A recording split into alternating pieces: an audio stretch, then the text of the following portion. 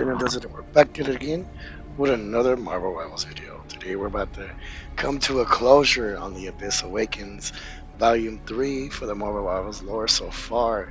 We're on page 10, and I think it's called No Turning Back. If I'm nowhere left to run, my bad.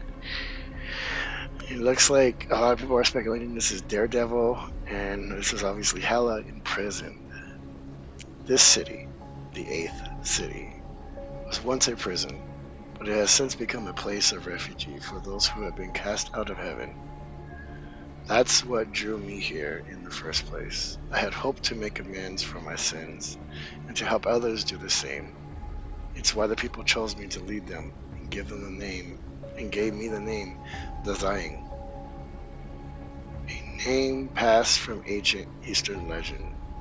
After the Oshihata, I don't know how to say that, who willingly entered hell, leading lost souls out of suffering, vowing not to leave until every last soul was free, even if it meant being the very last to walk out of hell itself. But now, despite my efforts to protect this realm, hell has arrived on our doorstep.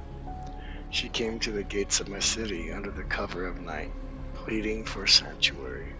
Her horn crown intimidated my soldiers, but not me. I've seen my share of devils in my day, and this one I recognized immediately. She was Hela, the Asgardian as the queen of the dead. Just having her posed a grave threat to the safety of my people. But as I said, this is a place of refuge, and she was clearly running from something. Once she was secured inside of a cell, and a mystic seal was in place to keep her from escaping.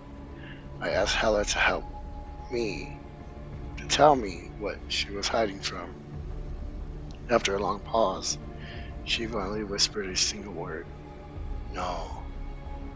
Days passed before Hela spoke again, but something changed within her. It was as if she could sense that I didn't plan to take advantage of her.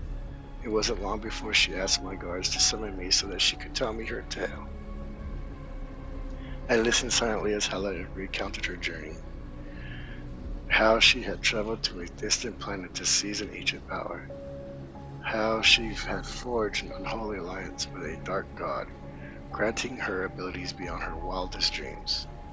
How she had almost triumphed before a half-human warrior vanquished her within his burning blade. And how, in fear of her dark god's retribution, she had decided to flee from her failure and seek asylum as far away as possible. But now she could feel her new powers fading, which meant that Noel's reign has been brought to an end. She seemed relieved to be back to her old self again, and implored me to set her free. I thanked Hala for her honesty, but told her that she would have to remain in her cell until I knew she could be trusted. Even though her powers had warned upon Noel's demise, she was still a traitor to the Chronoverse. Here, in the 8th city, we believed in second chances, but we also believed they had to be earned. As I walked away, I could feel Hala's icy glare following me. I could hear her black heart beating with rage. I turned back and informed her that being confined to her cell might be a blessing in disguise. After all, she had many sins to atone for.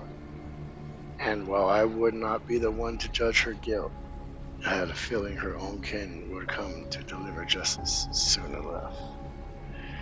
As an active, I love it. It's very powerful, yo. Nowhere left to run.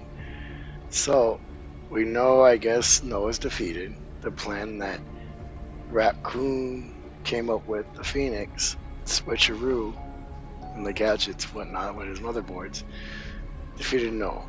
So the heroes won. Hala's here. Gonna see where she goes from there. But I do believe, yeah, this may be Daredevil that we see here in the background. Enjoy this illustration. Let me know what you think.